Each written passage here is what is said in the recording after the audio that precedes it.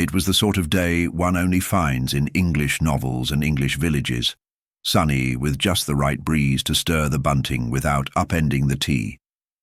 The village of Chipping Denham had assembled for its annual rose and rhubarb garden party, held as tradition dictated in the vicarage garden.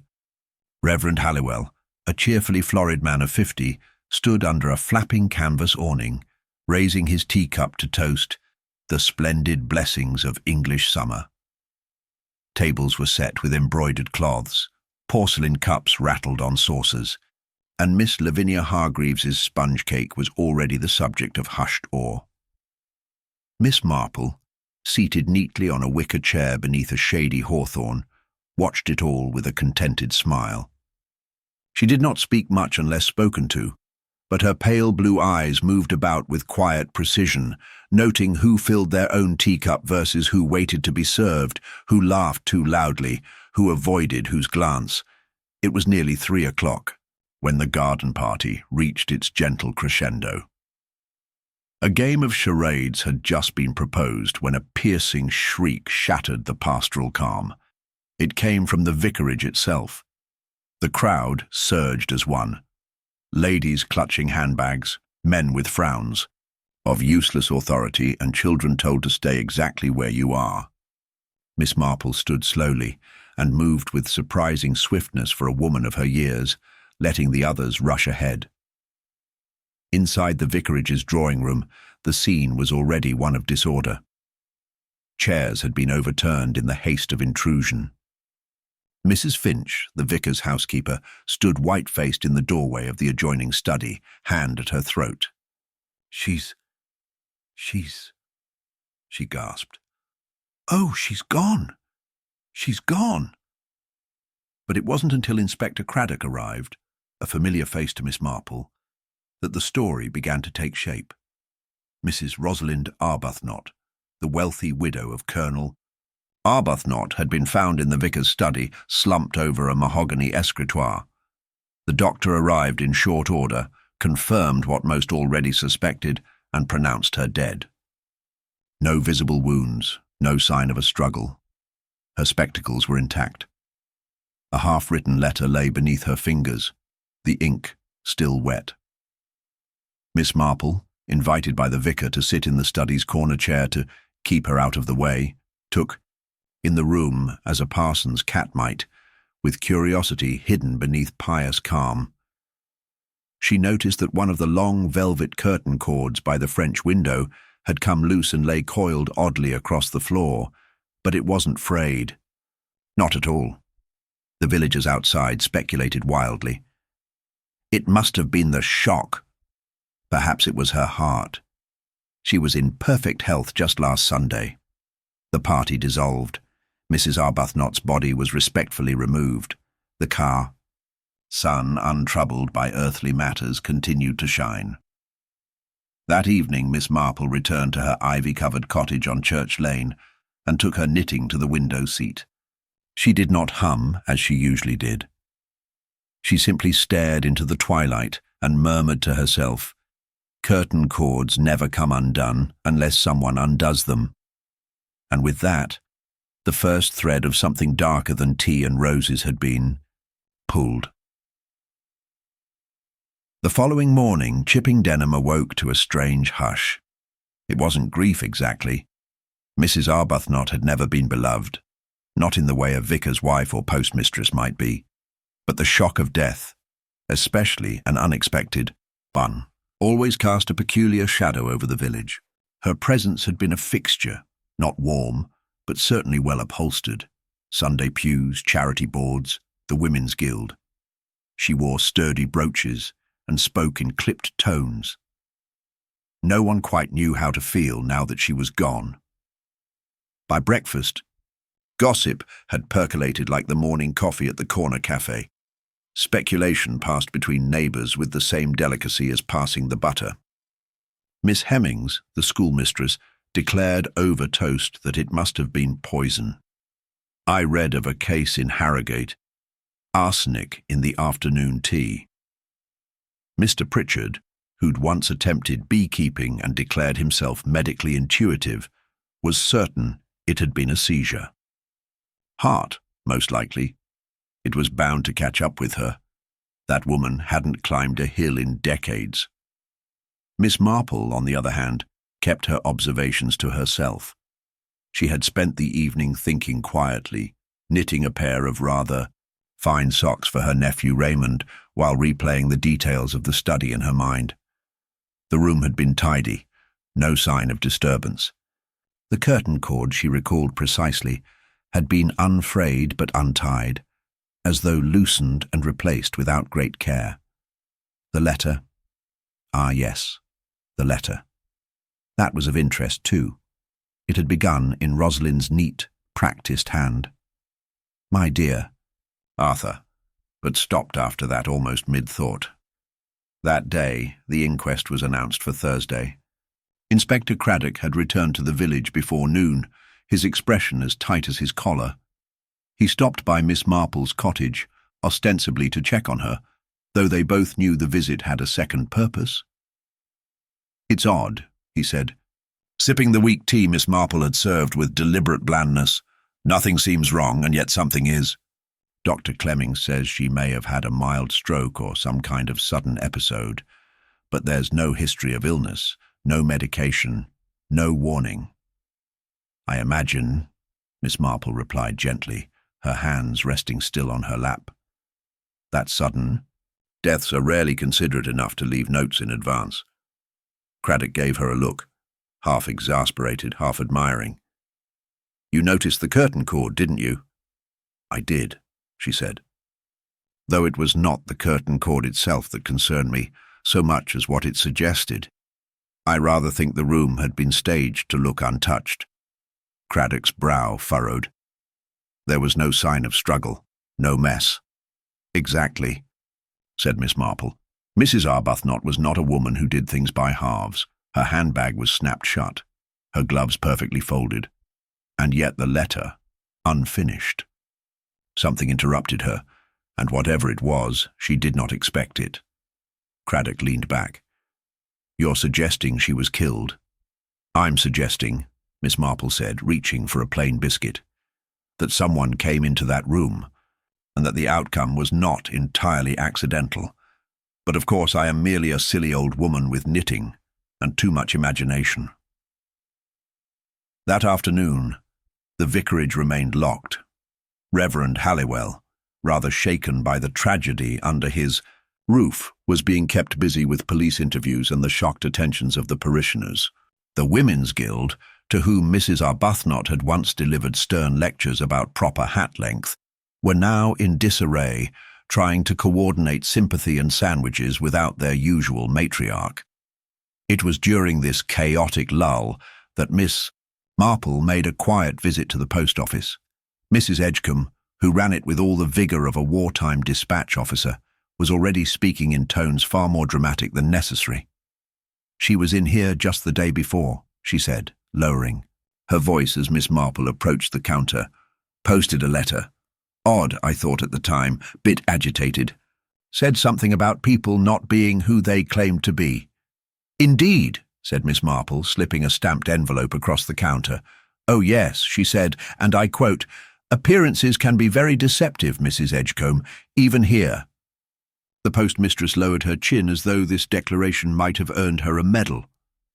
"And then she walked out quite stiffly, didn't even take her change. I ask you, what sort of woman walks away from twopence?" Miss Marple smiled, faintly. What sort of woman indeed? Later that day, a minor stir occurred when it was discovered that Mrs. Arbuthnot's will had recently been altered. Mr. Temple, the solicitor from Lower Hathersby, arrived in a dark motor car and was seen speaking animatedly with Inspector Craddock. It was soon murmured, though no one knew how it had gotten out, that a substantial portion of her estate, once believed destined for distant nephews, had instead been left to a local beneficiary. This, as you might imagine, sparked a second wave of speculation. By supper, 5 names were circulating through village parlours and kitchens as possible recipients. Mrs. Dorothea Finch, the housekeeper with access to everything. Mr. Lionel Green, The gardener with oddly expensive boots for a man of his pay. Miss Elspeth Lemon, a poor cousin recently seen visiting. Reverend Halliwell himself, though that was dismissed quickly as unthinkable. And of course, young Sylvia Trench, a former companion to Mrs. Arbuthnot, who had been dismissed under unclear circumstances 6 months earlier. Miss Marple, sitting quietly with her knitting again that evening, thought most about Sylvia Trench. She had met the girl briefly last year, sharp-witted, with a flicker of something behind the eyes that Miss Marple recognized as pain, cleverly hidden. Young women dismissed in scandal were often misunderstood, and often angry. She made a note to speak with Sylvia. But first, there was the matter of the letter. My dear Arthur. It lingered in Miss Marple's thoughts, like a melody she could not place. Who was Arthur? Not her late husband. That had been Frederick, not a son. Mrs. Arbuthnot had none. Arthur, then, was someone else, and if she had begun writing to him, was it a letter of confession? Warning? Affection? The next morning brought fresh developments. Inspector Craddock arrived once more at Miss Marple's gate. He looked more serious than before. There's something, he said without preamble. The coroner found bruising. Very faint, but there, around the neck. Miss Marple's expression didn't change, but her eyes grew still. Strangulation? She asked softly. Not enough to say for certain, but the position's consistent with someone tightening a cord and then stopping. Miss Marple folded her hands together, the woolen sock in her lap forgotten. Then I fear, she said gently, we must consider the possibility that whoever entered that room intended to frighten Mrs. Arbuthnot, but succeeded in something else entirely. Craddock exhaled. And the curtain cord was used, said Miss Marple, and then put back, poorly. There was a silence between them, heavy and knowing. The game, as Raymond used to say, was afoot. The afternoon was clouded both in sky and sentiment as Miss Marple made her way down the narrow path leading to Elm Cottage, a modest but neat little dwelling nestled behind the churchyard.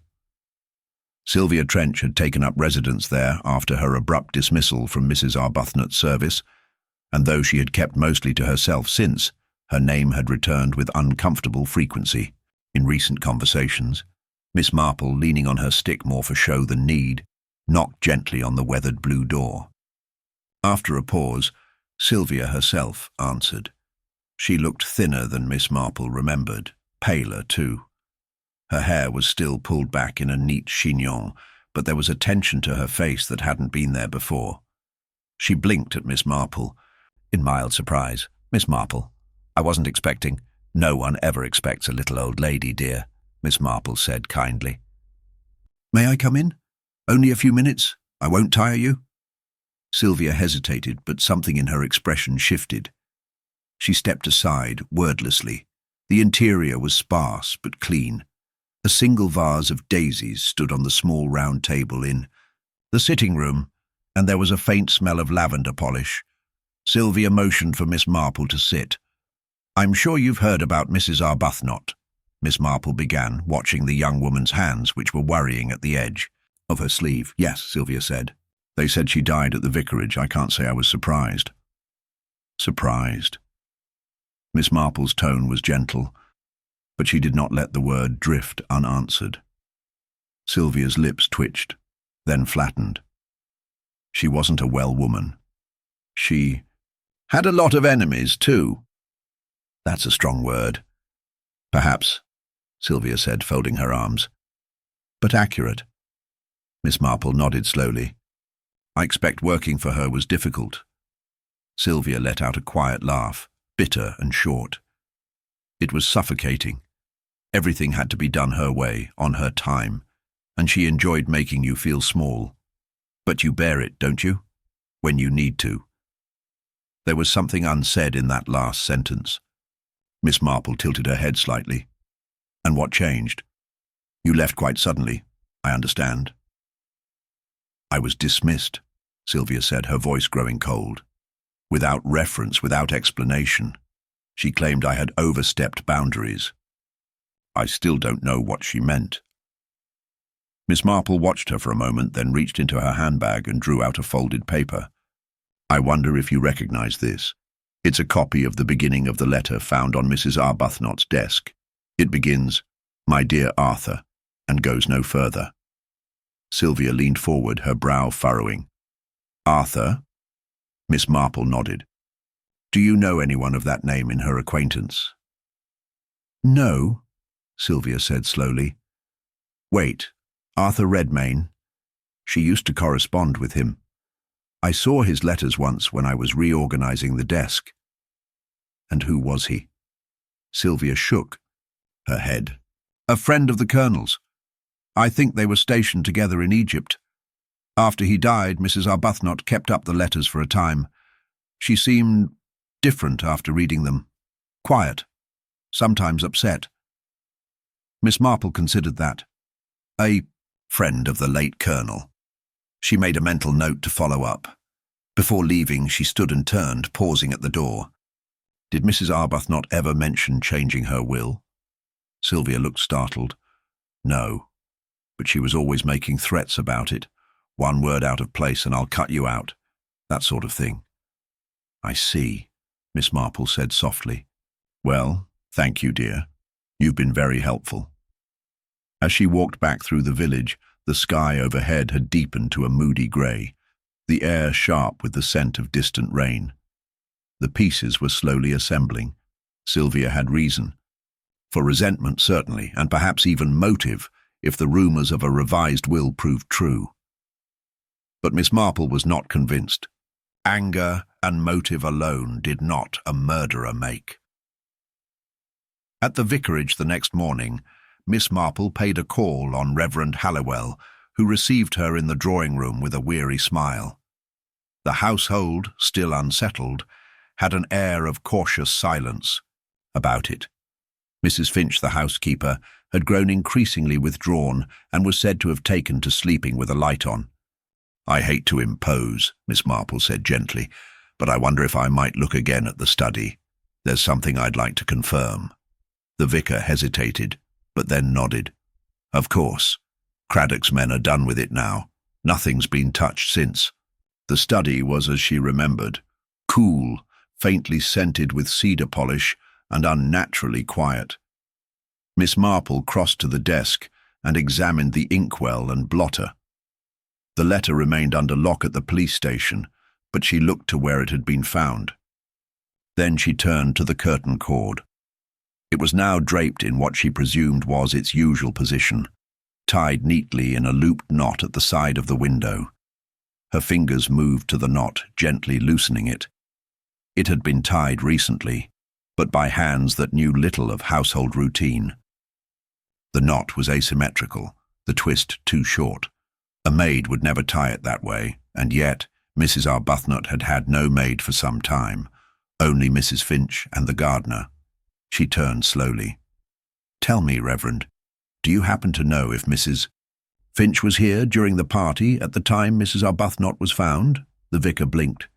"Yes, she was the one who found her. She said she'd come in to collect the spare cutlery. There wasn't enough for tea." Did she seem distressed? Truly shocked?" "Why, yes, terribly so." She was shaking. Miss Marple's gaze rested on the polished floor beneath the desk. "And she had worked here for how long?" 5 years at least." "I see." She paused. "Do you recall whether Mrs. Finch had ever had a quarrel with Mrs. Arbuthnot?" The vicar looked uncomfortable.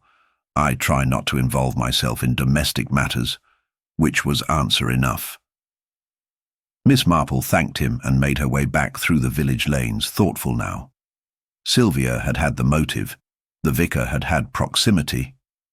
But Mrs. Finch had opportunity, familiarity with the room, and perhaps more reason than anyone else.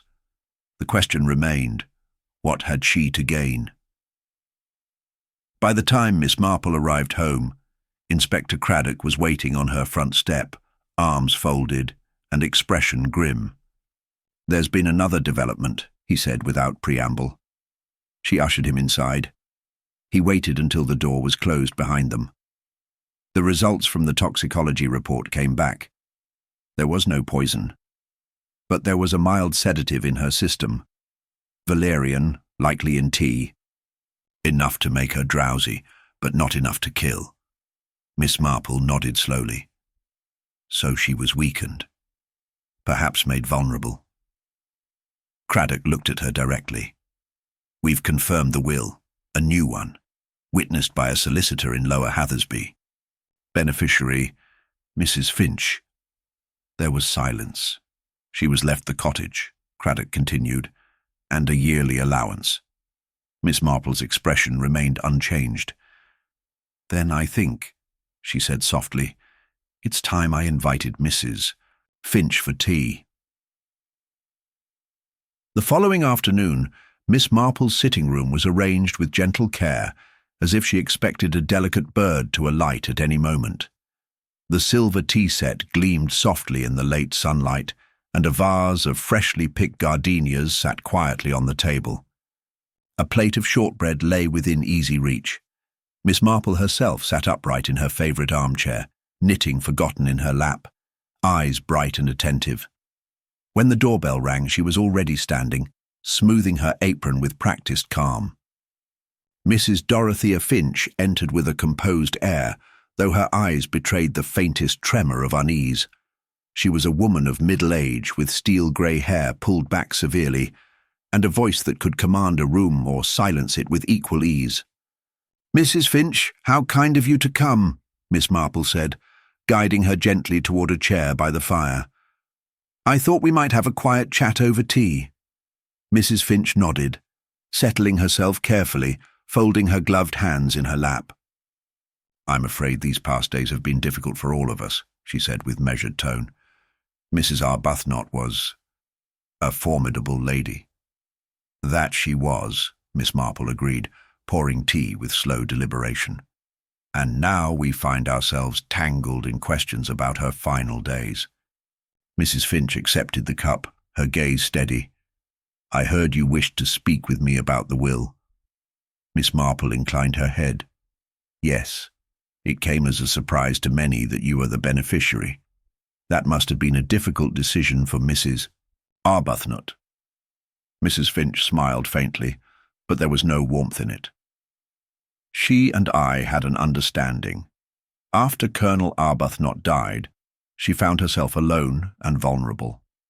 I was her housekeeper and, more importantly, her companion in those lonely hours. She wanted to ensure I was cared for when she was gone." "Indeed," said Miss Marple, folding her hands, "and yet such arrangements often breed speculation." Mrs. Finch's eyes darkened. "I expect so, but I have no desire to explain my life to the village. Nor do I have any wish to be suspected of foul play." Miss Marple sipped her tea, watching her. "No one suspects without reason, Mrs. Finch. The circumstances of Mrs. Arbuthnot's death are unusual. The bruising around her neck, the sedative in her system, and the loose curtain cord all raise questions." Mrs. Finch's fingers tightened around the cup. "I had nothing to do with it. I loved Mrs. Arbuthnot in my own way." Miss Marple studied her for a long moment. "Then perhaps you can help me. On the day of the garden party, where were you when Mrs. Arbuthnot was found?" Mrs. Finch's voice faltered. "I was in the kitchen, preparing the refreshments. I did not hear her call, nor did I know she was unwell until I was summoned." "And the curtain cord. Did you notice anything unusual, Mrs.?" Finch shook her head. "No, I do all the tidying and was the last to leave the drawing room after setting up. Everything seemed normal." Miss Marple's gaze flicked to the window, where the velvet curtain hung, untouched now. "You say you loved her. Yet Mrs. Arbuthnot could be stern, even cruel. Did she ever confide in you? Was there anyone she feared or disliked?" Mrs. Finch hesitated, then spoke softly. "She spoke little of her enemies, but there was someone, Sylvia Trench, Mrs. Arbuthnot was cold to her, dismissed her without explanation." "Ah," Miss Marple murmured, Miss Trench told me she was dismissed without cause. Mrs. Arbuthnot was a difficult woman, Mrs. Finch said. I suspect she had secrets she wanted to keep buried. Miss Marple nodded thoughtfully. Secrets, indeed. But tell me, Mrs. Finch, did you notice if Mrs. Arbuthnot had recently received any visitors or letters that disturbed her? Mrs. Finch's eyes darted briefly. There was a gentleman, Arthur Redmine. I saw him in the village last week. He came to visit her at the vicarage. And was he welcomed? Mrs. Finch pursed her lips. Not entirely. Their meetings were discreet, and Mrs. Arbuthnot often appeared troubled afterward. Miss Marple folded her hands again. I thank you, Mrs. Finch. Your candour is appreciated. Mrs. Finch rose, her composure regained. I only wish the truth would come to light before more harm is done. As she left, Miss Marple felt the quiet weight of unspoken tension linger in the air. That evening, the village was alive with speculation. The village green was dotted with familiar figures exchanging theories as if they were currency. Mr. Pritchard recounted an elaborate tale of poisoning, while Miss Hemmings fretted over the spiritual implications of such a violent end to the season's celebrations. Miss Marple, however, was more concerned with subtle undercurrents, the faint bruise, the sedative, the reluctant beneficiaries. It was all part of a delicate dance that required patience and observation rather than haste. The next day brought a summons from the solicitor, Mr. Temple, who had come to consult with Inspector Craddock and Miss Marple at the vicarage. His dark eyes flickered over the gathered group as he explained the details of the will. Mrs. Arbuthnot amended her will 6 weeks ago, he said. Mrs. Finch is the primary beneficiary, but there is a codicil stipulating that should Mrs. Finch predecease her, the estate passes to Miss Elspeth Lemon. Inspector Craddock frowned. Miss Lemon? What do we know of her? Very little, Mr. Temple admitted. She is a distant cousin, recently returned from London. She has no children or close family here. Miss Marple considered this. And what of the relationships between these parties? Did Mrs. Arbuthnot maintain contact with Miss Lemon? Not that I am aware, said Mr. Temple.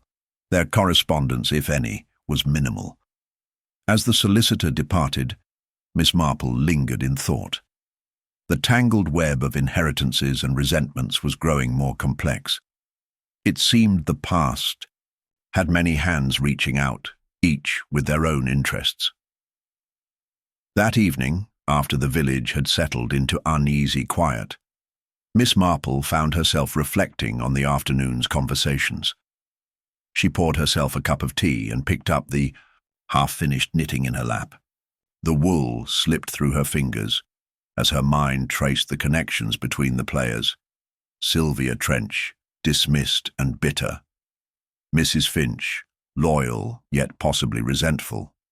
Miss Lemon, the shadowy beneficiary waiting in the wings. And Arthur Redmine, the mysterious correspondent who seemed to unsettle Mrs. Arbuthnot.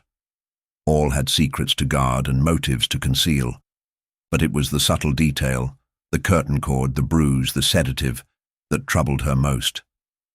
The killer had intended to frighten, perhaps to incapacitate. But fear, as Miss Marple well knew, could breed mistakes. And in those mistakes lay the truth. As the night deepened, she whispered to the shadows, "The game is far from over." The following morning dawned with a misty drizzle that cloaked the village in a soft, muted grey. Miss Marple wrapped her shawl tightly around her shoulders and stepped out into the damp air, the weight of yesterday's revelations pressing gently against her thoughts. The fragile web of connections and concealed motives was steadily tightening, and she knew it was time to seek out Miss Elspeth Lemon. Elspeth had arrived quietly in the village a fortnight ago, stirring little notice save for the occasional, curious glance. She was a woman in her early 40s, with a cool demeanour and sharp eyes that suggested a mind not easily unsettled. According to the vicar, she rented a small cottage near the edge of the woods, preferring solitude to the company of the bustling village. Miss Marple found the cottage without difficulty, a neat, well-kept house with a small garden where a few stubborn late-season chrysanthemums bloomed. She knocked softly and waited. The door opened almost immediately, and Elspeth stood framed by the dim interior light. She was slender, with high cheekbones and an expression that was both guarded and appraising. "Miss Lemon, I'm Jane Marple," Miss Marple said, offering a warm smile. "I hope I'm not intruding." Elspeth's eyes narrowed slightly, then she stepped back. "Please come in." The cottage was simply furnished but tastefully arranged. A small fireplace held the remnants of last night's fire, and a worn but comfortable-looking armchair sat beside it. "Thank you for seeing me on such short notice," Miss Marple began as they both settled into chairs. "I've been speaking with those who knew your cousin, Mrs. Arbuthnot. It seems she left you as a contingent beneficiary in her will." "Yes, I gathered that," Elspeth said evenly. "Though, to be honest, I'm surprised she remembered me at all." Miss Marple's eyes twinkled with gentle amusement. Family ties have a way of resurfacing, especially in matters of inheritance. Elspeth sighed, folding her hands. "I suppose. But I don't expect to gain anything. I've no desire to upset Mrs. Finch's position." "Then perhaps you can shed some light on her character," Miss Marple said softly. "Mrs. Finch has been the subject of much speculation." Elspeth's expression hardened. "Mrs. Finch?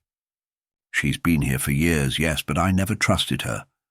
There's something about her, reserved but calculating." Miss Marple nodded, as if confirming a long-held suspicion. "Did you know of any quarrels between her and Mrs. Arbuthnot?" Elspeth hesitated, then shook her head.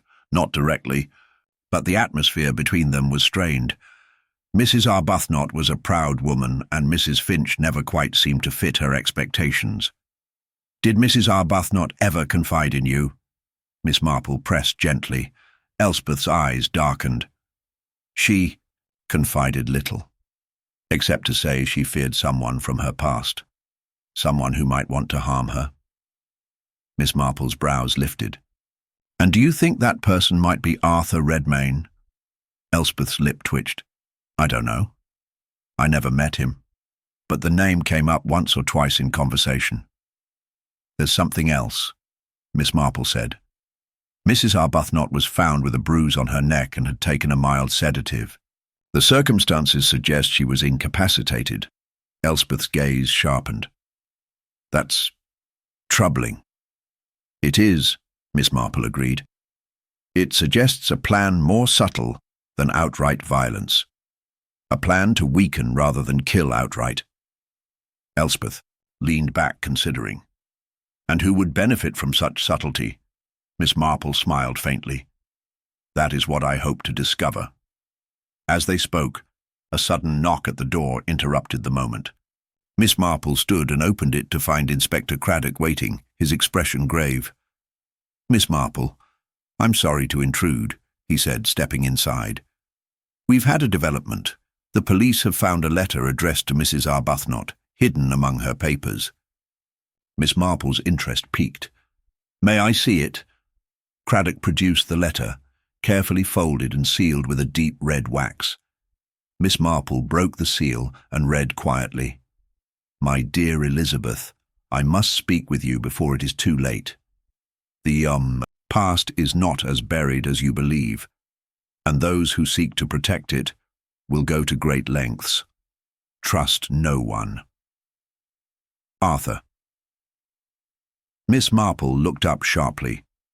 "This confirms what your cousin feared, Miss Lemon. Someone from her past threatened her safety." Elspeth swallowed hard. "Do you think Arthur was trying to protect her or warn her?" "That is the question," Craddock said. "We need to find out who else knew about this correspondence." Miss Marple's eyes narrowed thoughtfully. "And who might want to silence Mrs. Arbuthnot before she could reveal these secrets?" The three agreed to investigate further, starting with the last known sightings of Arthur Redmine. As Miss Marple left the cottage, the drizzle had turned to a steady rain, blurring the edges of the village and casting a veil over the unfolding mystery. That afternoon, she visited the village post office, where the postmistress, Mrs. Grindle, was known for her sharp memory and penchant for village gossip. Mrs. Grindle looked up from her ledger as Miss Marple entered. "Good afternoon, Miss Marple. What brings you here on such a wet day?" "I'm hoping you might recall if Mr. Arthur Redmine sent or received any letters recently," Miss Marple said, folding her umbrella. The postmistress's eyes flicked to the small stack of undelivered mail on the counter. "Mr. Redmayne's letters came quite regularly some weeks back, but it's been quiet lately. Though there was one that came for Mrs. Arbuthnot last week. Came by hand, I believe." "Delivered by hand?" Miss Marple's interest deepened. "Yes. A young man, I heard, tall, with dark hair, left quickly after handing it over." Miss Marple made a note of the detail. "Do you remember who else was about at the time?" Mrs. Grindle shrugged. "It was the morning after the garden party. Most were recovering from the celebrations." That evening, back at her own home, Miss Marple sat with the letter from Arthur and the information from Mrs. Grindle spread out before her. The pieces were coming together, but the picture remained incomplete. She felt a quiet disturbance in the village, secrets stirring beneath the surface like restless shadows. The question was not who had the motive, but who had the cunning to execute such a delicate plan. As the fire crackled softly, she whispered to herself, "The curtain is beginning to rise."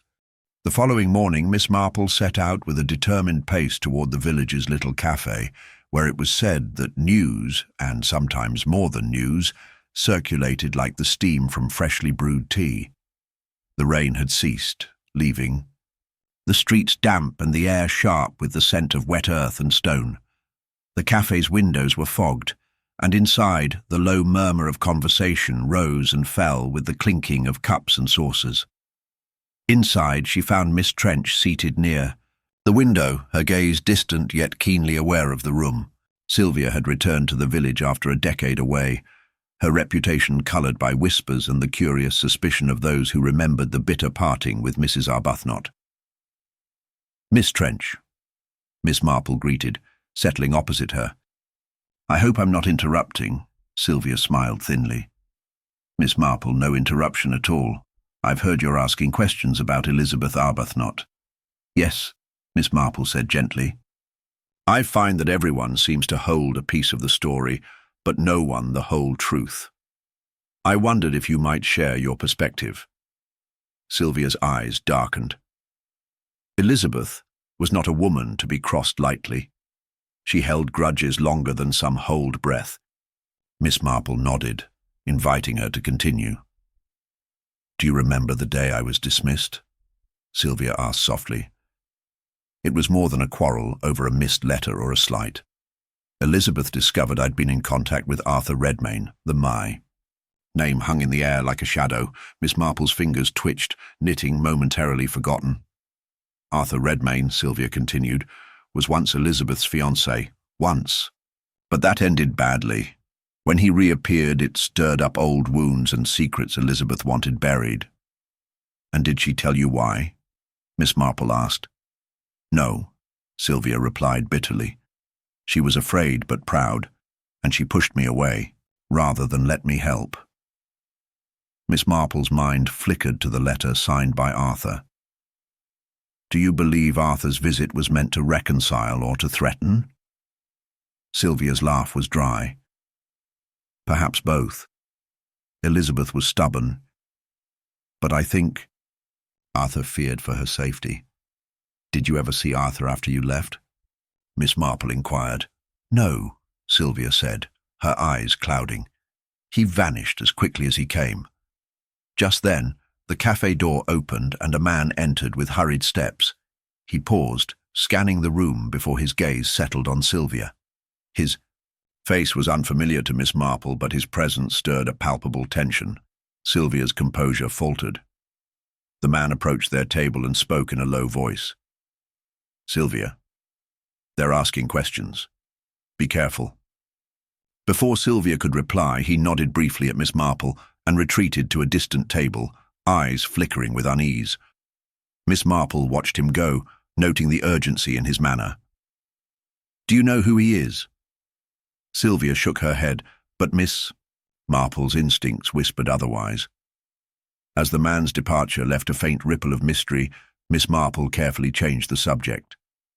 "Sylvia, did Elizabeth ever mention anyone else who might wish her harm?" Celia glanced around, lowering her voice. "There was someone in the village, Mrs. Finch. Elizabeth trusted no one more, yet something about Mrs. Finch didn't sit right with me." Miss Marple recalled her previous conversation with Mrs. Finch, the calm exterior barely concealing tension. "Did you witness anything unusual the day of the garden party?" she asked. Sylvia hesitated, then said quietly, "I saw Mrs. Finch near the drawing room just before the disturbance. She seemed anxious." Miss Marple's gaze sharpened. "Anxious enough to act?" "I don't know," Sylvia said, her voice softening. "But something was wrong. I think Elizabeth sensed it too." The cafe's door opened again, this time admitting Inspector Craddock.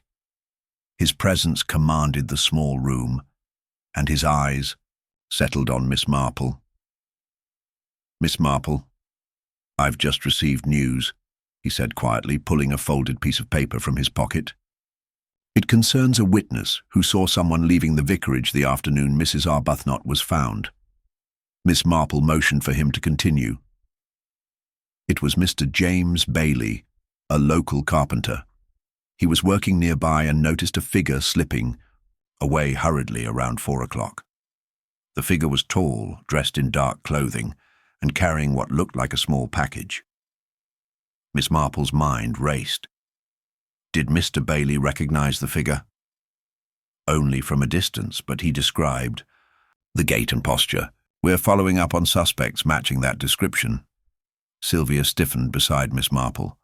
The briefest flicker of recognition crossed her face. Miss Marple turned to her. "Miss Trench, does that description remind you of anyone?" Sylvia swallowed, then shook her head. "No one I can say for certain." Craddock added, "We are also looking into recent purchases of sedatives locally. The combination of that and the bruise suggests a deliberate plan." Miss Marple nodded thoughtfully. "It's becoming clear that this was no spontaneous act, but one carefully executed." The afternoon passed with careful questions and guarded answers, each conversation weaving the threads of suspicion tighter around the village's secrets. As twilight deepened, Miss Marple stood outside the cafe, watching the rain begin again in fine, persistent drops. The curtain cord, the bruise, the sedative, the mysterious visitor, and the dark package, it all pointed to a plot hidden beneath the veneer of village calm. Her thoughts turned to Arthur Redmine's letter and the unseen hands working behind the scenes. Returning home, Miss Marple resolved that the next step must be a discreet inquiry into the people who moved in and out of the vicarage on the day of the party, and who stood to gain most from Mrs. Arbuthnot's silence. The game was indeed far from over, and the subtle clues, so easy to overlook, would soon reveal their quiet but deadly truths. The rain had ceased by morning, leaving the village washed clean, its familiar outlines sharper beneath a pale, hesitant sun. Miss Marple's thoughts were as clear as the sky. This investigation was beginning to reveal more layers, each subtle detail nudging her closer to the heart of the mystery. She decided to begin the day by revisiting the vicarage, a place now more tangled in suspicion than solace. The vicar, Reverend Goodman, had been cooperative but visibly shaken by recent events. Miss Marple found him in his study, the room still carrying the faint scent of lavender and worn leather. "Good morning, Reverend," she said softly. "May I trouble you with a few more questions about the day Mrs. Arbuthnot was found?" The Reverend nodded, rubbing his temples. "Of course, Miss Marple. I'm only too glad to help." Miss Marple settled into a chair. You mentioned before that several villagers came and went during the garden party. Could you remind me who visited the vicarage in the late afternoon? Reverend Goodman's eyes focused. Well, besides the usual guests, I recall that Mrs. Finch was here, as was young James Bailey, the carpenter, who stopped by for some repairs.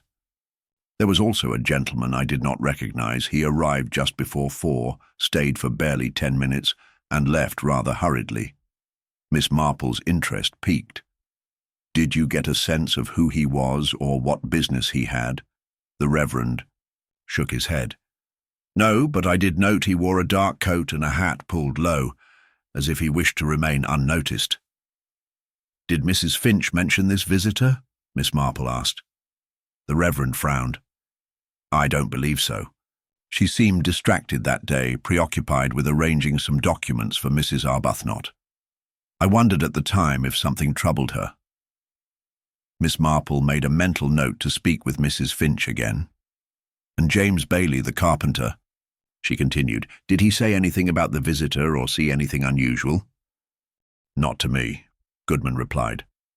But the village tends to talk, and I've heard whispers that James saw someone leaving in a hurry that afternoon.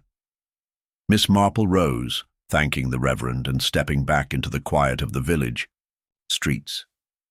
She decided to seek out James Bailey, hoping his practical eyes might catch details others missed. James was at his workshop, a tidy space filled with wood shavings and the scent of pine. He looked up as Miss Marple entered, wiping his hands on a rag. Miss Marple, to what do I owe the pleasure? I wanted to ask you about the afternoon of the garden party, she said. You mentioned seeing someone leave in a hurry. James nodded, his expression serious. Yes, ma'am. I was fixing a fence along the lane near the vicarage when I saw a man slip away. Tall, dark clothes, carried something under his arm, a parcel or maybe a package. Looked like he didn't want to be noticed. Did you recognize him? James frowned. No, I didn't get a clear look at his face, but his gait was familiar. I couldn't place it right away. Miss Marple considered this. Did you see which direction he went? Toward the village square, James answered, but he moved fast and I was busy, so I didn't follow. Thank you, James. One last thing. Did anyone ask you to keep quiet about this? James's face tightened. Now that you mention it, a man in a dark coat came to see me the next day. Said it'd be better for everyone if I didn't mention what I'd seen. Miss Marple's eyes narrowed. Did you give in to his request? I told him I'd think about it, James admitted. The conversation left Miss Marple with more questions than answers, but one thing was clear, someone was determined to keep the truth buried. Next, she called on Mrs. Finch. The woman greeted her with a polite smile that barely concealed a flicker of nervousness. Mrs. Finch, Miss Marple began, I've been reflecting on our last conversation. Could you tell me more about your relationship with Mrs. Arbuthnot, especially in the days before the garden party? Mrs. Finch led her to the sitting room, offering tea as a gesture of civility. Elizabeth and I had our differences, but we were friends, or so I believed. In the weeks before the party, she was restless, distracted. She confided little, but I saw a shadow cross her face whenever Arthur Redmine's name was mentioned. Miss Marple probed gently. Did she ever express fear or suspicion of anyone? Mrs. Finch hesitated. Not openly, but I sensed she was wary of someone here in the village. There were rumours, whispers that made her uneasy.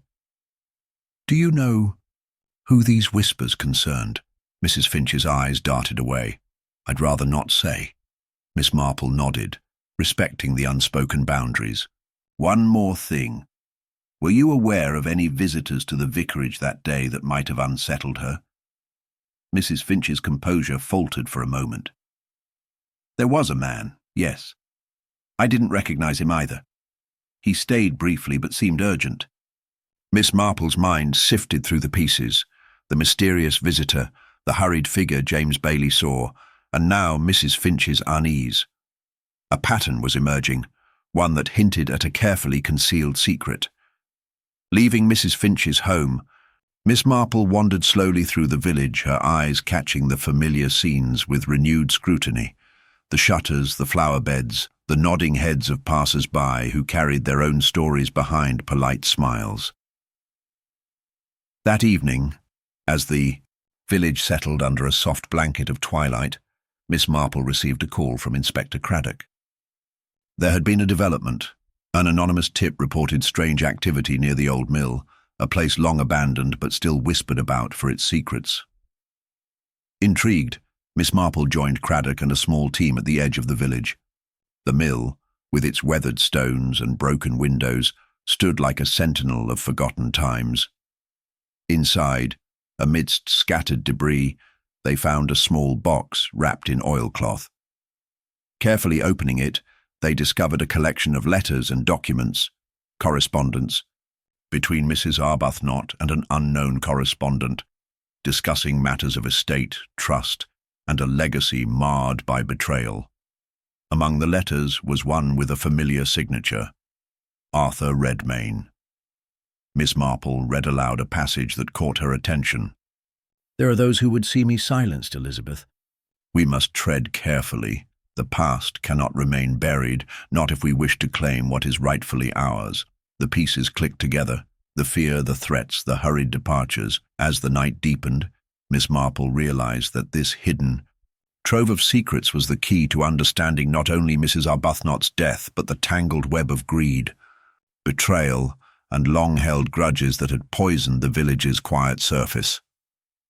With the dawn not far off, she knew the next steps would require delicate navigation of hearts and minds, where truth often wore the guise of deception, and the smallest gesture could reveal the deepest guilt. The stage was set for the next act in this quiet, deadly drama, and Miss Marple, with her ever-watchful eyes and gentle persistence, was ready to unravel the final threads. The morning sun filtered weakly through the mist hanging low over St. Mary Mead, casting long shadows that stretched across the village, green like whispered secrets waiting to be uncovered. Miss Marple stood outside the old mill, the box of letters and documents carefully wrapped and tucked beneath her arm. The discovery of the correspondence was a turning point. Yet, as always, she knew the surface had only been scratched. The true nature of the mystery lay deeper, buried in the motivations and deceptions of those around her. Back at her cozy sitting room, with its familiar scent of lavender and old books, Miss Marple spread the letters across the table. The handwriting varied, some elegant and flowing, others hurried and cramped, but all spoke of a clandestine relationship between Elizabeth Arbuthnot and Arthur Redmine. What struck Miss Marple most was the urgency woven through the words, references to threats, of secrets that must be kept, and of a legacy that was as much a burden as a blessing. Yet there was a conspicuous absence of detail about the "those who would see me silenced." The phrasing suggested a hidden enemy, someone closer than an outsider, perhaps lurking quietly among the villagers. It was a puzzle that Miss Marple knew would require subtle probing. Later that day, Miss Marple called upon Inspector Craddock to discuss the findings. The inspector arrived promptly, his expression a mixture of curiosity and concern as she laid the letters before him. "These letters changed the context significantly," Craddock remarked, scanning the faded pages. "They suggest a motive grounded in inheritance and secrets, rather than a simple quarrel." "Indeed," Miss Marple replied, "but more than that, they reveal a web of fear and caution. Elizabeth feared someone in this village. Someone she trusted, or perhaps feared to trust." Craddock nodded. "We'll need to question everyone again with this in mind, especially those closest to her." Miss Marple's thoughts immediately turned to the people she had already met: Mrs. Finch with her anxious demeanour, Sylvia Trench with her secretive visitor, and the mysterious figure James Bailey had seen departing in haste. Each held a piece of the puzzle, but none yet the full picture. As the afternoon wore on, Miss Marple decided to revisit the vicarage. Reverend Goodman had seemed a steady, reliable man, But there was a trace of reluctance in his answers that now demanded further attention. She found the Reverend in the small garden, tending to a rose bush with a gentle touch. "Reverend," she began, "I've been thinking about the man you mentioned who came to the vicarage that day. Do you remember anything else about him? Any distinguishing features or mannerisms?" The Reverend looked up, eyes thoughtful. He was cautious, almost furtive. I recall he spoke in a low voice, glancing around as if to avoid being overheard. He asked if Elizabeth was home, and when told she was, requested a private word. "Did you see Elizabeth after that?" "Yes, but only briefly," the Reverend replied. "She seemed troubled, and the man left before I could intervene." "Did you recognize him later?" Miss Marple pressed gently. "No," he said. But there was a shadow of guilt in Elizabeth's eyes afterward, as if she feared this man's visit. Miss Marple thanked him and lingered a moment longer, letting the quiet of the garden settle around them.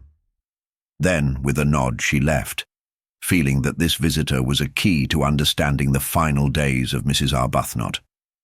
Returning to her home, Miss Marple found a letter waiting for her, a brief note in elegant handwriting, unsigned but unmistakably familiar. It read, "Be cautious whom you trust. Not all is as it seems in St. Mary Mead." Miss Marple's heart quickened slightly, but she composed herself with a gentle smile. Whoever had sent this was aware of her inquiries and wary of her probing. The game had intensified.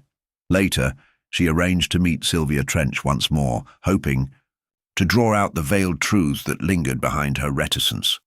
Sylvia received her in the parlour, a room lined with books and faded photographs, where the air held a delicate mixture of old perfume and unspoken regrets. "Sylvia," Miss Marple began, "I understand that there were many tensions surrounding Mrs. Arbuthnot's return and her dealings with Arthur Redmine. But I wonder, did you ever suspect that someone close to her might have wanted to keep those secrets hidden at any cost?" Sylvia's eyes flickered, her composure momentarily cracking. Elizabeth was surrounded by friends and enemies, often one and the same. There were those who benefited from her silence. Miss Marple leaned forward, her voice soft but insistent. "Do you believe that anyone among us would resort to violence?" Sylvia looked away, biting her lip. "It's hard to say. Fear makes people do strange things. But I won't name names." "I don't expect you to," Miss Marple assured her. "But any small detail could help. For instance, have you noticed anything unusual about Mrs. Finch's behaviour since the incident?" Sylvia's expression darkened.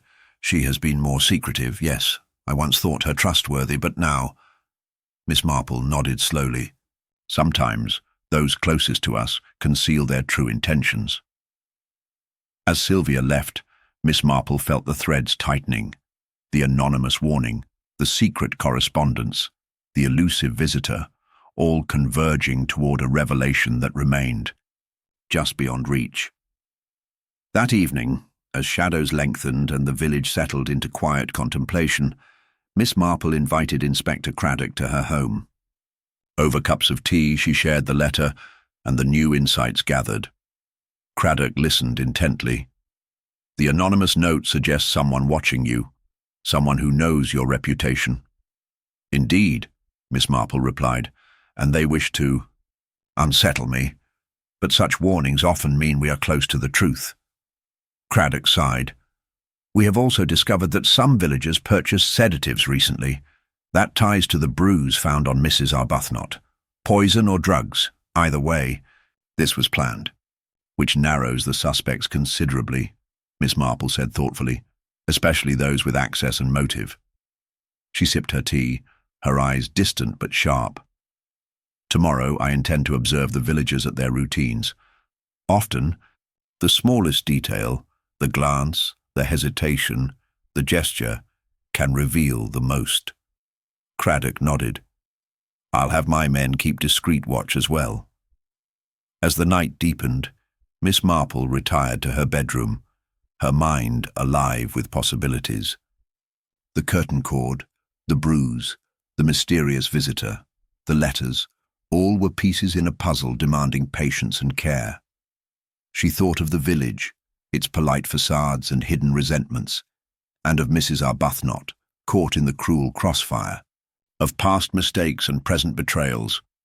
With a final glance at the darkened window, Miss Marple resolved that the next day would bring the psychological test she so often employed, the delicate art of conversation and observation that might finally coax the truth from those who wished it concealed. The game, quiet and deadly, was approaching its climax, and Miss Marple, ever calm and watchful, was ready to meet it head-on. The dawn broke with a delicate wash of pale gold, filtering through the lace curtains of Miss Marple's sitting room as she prepared for a day that promised more questions than answers.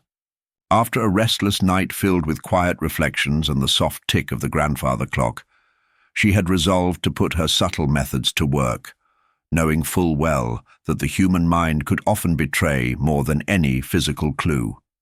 Her plan was simple, yet painstaking: to engage the villagers in conversation during their daily routines, watching for the faintest flickers of hesitation, the involuntary tightening of a smile, or a glance diverted too quickly. It was in these small details Miss Marple had long known that the true nature of a person's guilt or innocence was revealed. The village, still shrouded in early morning mist, was beginning to stir. Shopkeepers swept their doorsteps. The butcher arranged fresh cuts in his window, and the bakery filled the air with the sweet scent of rising dough. Miss Marple made her way toward the village green, where groups of villagers were gathering, each engaged in their own whispered exchanges. She spotted Mrs. Finch near the post office, her face pale and drawn, her hands clutching a small parcel as if it were a talisman against the world. Approaching with a gentle smile, Miss Marple greeted her warmly. "Good morning, Mrs. Finch. I thought a fresh start might lift your spirits. How are you today?" Mrs. Finch's eyes flickered with a mix of gratitude and wariness. "Oh, Miss Marple, it's been difficult. The village looks the same, but nothing feels right. Elizabeth's absence hangs over us like a shadow." Miss Marple nodded sympathetically. "Sometimes the weight of absence is heavier than presence. But if you ever feel like sharing your thoughts, I'm here to listen." Mrs. Finch hesitated, then lowered her voice. "I've been thinking about that visitor you mentioned, the man who came to the vicarage. I didn't realize until recently that he might have been more important than I thought." "Important how?" Miss Marple asked, encouraging without pressing. He seemed to hold some authority, though he tried to remain unnoticed. "I've heard whispers he's connected to some business dealings Elizabeth was involved in, something about the estate and a debt that had to be settled quietly." Miss Marple's mind catalogued the information. "Did Elizabeth ever confide in you about this?" Mrs. Finch shook her head. "Not exactly.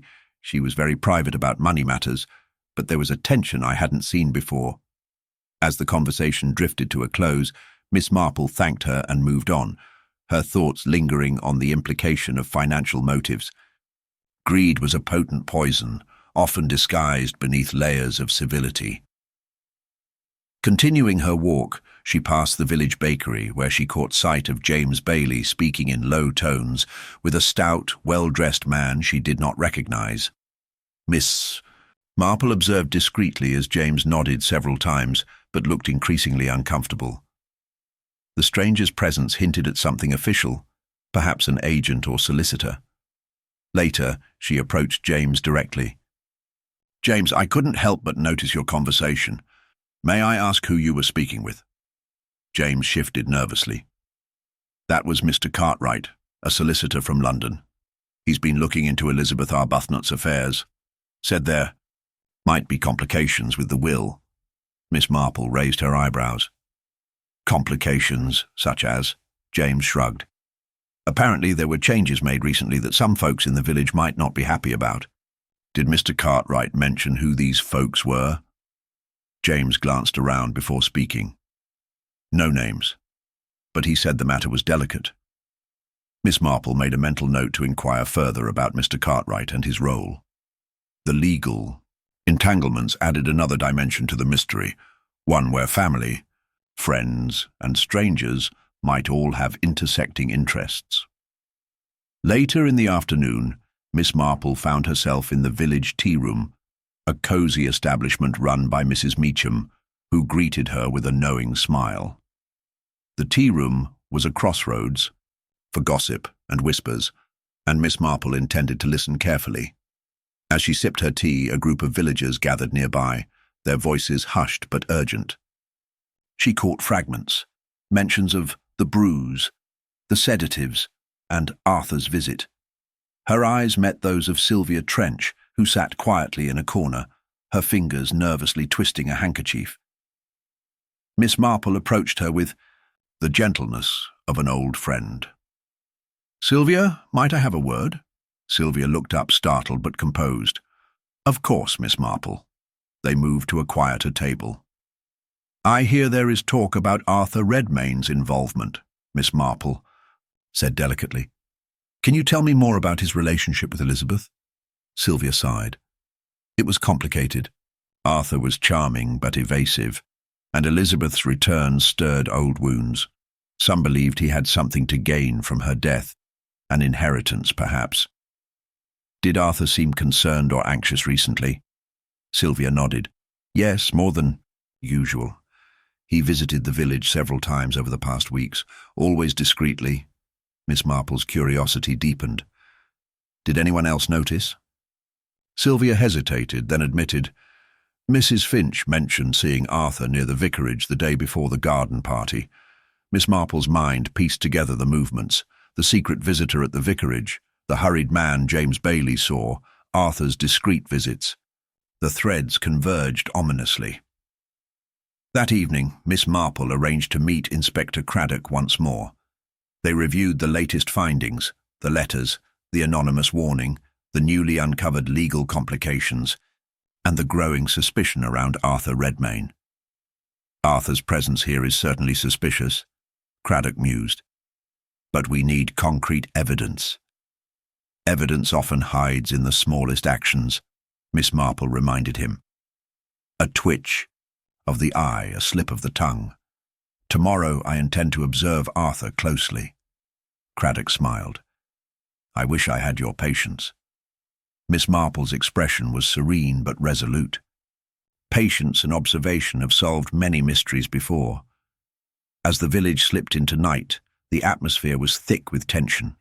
Miss Marple returned home, reviewing every detail in her mind, aware that the coming days would be critical. The next phase of her subtle test would involve careful psychological probing, drawing out reactions and watching for the telltale signs of guilt or innocence. In the quiet of her sitting room, with the letters still spread before her, Miss Marple reflected on the delicate dance ahead. The truth was close, concealed beneath layers of fear, greed and pride, and only by watching the villagers' hidden expressions could she hope to unravel the final secret of the curtain cord that wasn't frayed, and the deadly consequences it concealed. The following morning dawned cool and clear, the village of St. Mary Mead gradually awakening beneath a sky brushed with pale blue and soft wisps of cloud. Miss Marple, attuned to the rhythms of the village and its inhabitants, set out early with a purposeful yet unobtrusive air, determined to observe Arthur Redmine and others who had emerged as significant players in the unfolding mystery. She knew that the subtleties of human behavior were often most revealing when people were relaxed and unaware of scrutiny. Her first stop was the village churchyard, where Arthur was said to often visit Elizabeth's grave. Approaching quietly, she found him seated on a bench, his figure stooped and hands clasped tightly together. His face bore the strain of sleepless nights, but there was also a rigidity to his posture, a defensiveness that spoke of guarded emotions. "Mr. Redmine," Miss Marple greeted softly, making herself known. He looked up sharply but recovered with a faint, if strained, smile. Miss Marple, I didn't expect to see you here so early. I find this village reveals its secrets best in the quiet hours, she replied gently. May I sit? Arthur nodded, stepping aside. As she settled beside him, Miss Marple watched his hands twitch briefly, a sign of inner turmoil. You've visited Elizabeth's grave often, she observed. Is it guilt, regret, or something else that brings you here? Arthur's eyes darkened. Perhaps all three. I cared for Elizabeth more than most knew, though I am aware our past was complicated. Complicated how? Arthur hesitated, then spoke in a low voice. There were promises made, between us and two others. Promises that some found difficult to accept. Miss Marple nodded thoughtfully. And those promises might have put you at odds with others in the village? He smiled bitterly. Yes, inheritance disputes, old family grievances. People see what they want to see, not what is. As Arthur spoke, Miss Marple noticed his gaze flicker briefly toward the church door, as if expecting someone or something. It was a small gesture, but significant. Are you expecting company? She inquired. No, he replied quickly, though his eyes said otherwise. Their conversation was interrupted by a sudden commotion at the church entrance. A figure hurried inside, a woman whose face was pale with distress. Miss Marple recognized her immediately. Mrs. Finch. Arthur stood abruptly, his expression guarded. I'll leave you to it, Miss Marple. But she called after him. Not yet, Mr. Redmine. I'd like to speak more soon. He paused, then nodded reluctantly and walked away. Miss Marple turned to Mrs. Finch, who had collapsed into a nearby pew, her hands trembling. Mrs. Finch, what troubles you? Between sobs, Mrs. Finch revealed, I overheard something at the post office this morning. Mr. Cartwright, the solicitor, was arguing with someone on the phone. He mentioned a secret clause in Elizabeth's will, something that could change everything. Miss Marple's interest sharpened. Secret clause, yes, and the voice on the other end warned him to stop digging. The implication was clear. Someone was desperate to keep certain details hidden. Miss Marple offered calm reassurance. Thank you, Mrs. Finch. You've been very brave. Later that day, Miss Marple sought out Mr. Cartwright himself, finding him in his temporary office above the village shop. The solicitor was a man of precise manner and guarded expression. Mr. Cartwright, Miss Marple began, I understand you have uncovered some complexities in Mrs. Arbuthnot's will. Cartwright nodded cautiously. Indeed, the will was recently amended, but there is an unusual clause, one that has no clear explanation. It pertains to certain conditions on the inheritance that could disinherit a beneficiary if specific behaviors were demonstrated. Miss Marple's eyes gleamed. Behaviors such as? That is the question, Cartwright admitted. We don't know yet. The clause is vague, but the consequences are severe. Miss Marple pressed gently. Might this be why Mrs. Arbuthnot was so secretive, and perhaps why she feared for her safety? Very possibly, Cartwright agreed. She left the office with a growing sense of the tangled web that bound the village's residents. Each thread, financial disputes, old resentments, secret visitors, seemed more intertwined than ever. That evening, as the village settled, Miss Marple invited Inspector Craddock to her home. Over the soft glow of a reading lamp and the quiet hum of a dying fire, she laid out the latest discoveries. The clause in the will could provide a motive strong enough to kill, she said, especially if the disinheritance threatened a person's livelihood or reputation. Craddock frowned. But without knowing the exact terms, how do we proceed? By observing reactions, Miss Marple replied. We shall speak carefully with those most affected. Their responses will reveal much. The following day, Miss Marple arranged a discreet meeting with several key villagers under the guise of a tea gathering. Among them were Sylvia Trench, Mrs. Finch, James Bailey, and even Arthur Redmine, each invited separately, but all arriving around the same time. Miss Marple played the part of the attentive hostess while steering conversations toward the topic of Elizabeth's will and her recent behavior. She noticed how Sylvia's fingers twitched nervously when wills were mentioned, how James's eyes darted anxiously toward the door, and how Arthur maintained a facade of calm that barely concealed his unease.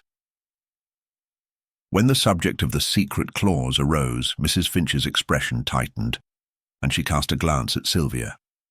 Miss Marple caught the flicker of recognition between the two women, a silent acknowledgement that the clause concerned more than just money.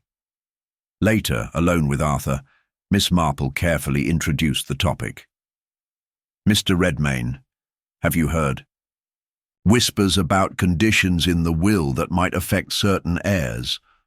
Arthur's face remained unreadable. "Only rumours, Miss Marple. Nothing concrete. But I have reason to believe someone wished to keep those rumours alive, to manipulate and intimidate." "Do you suspect anyone?" she asked, eyes keen.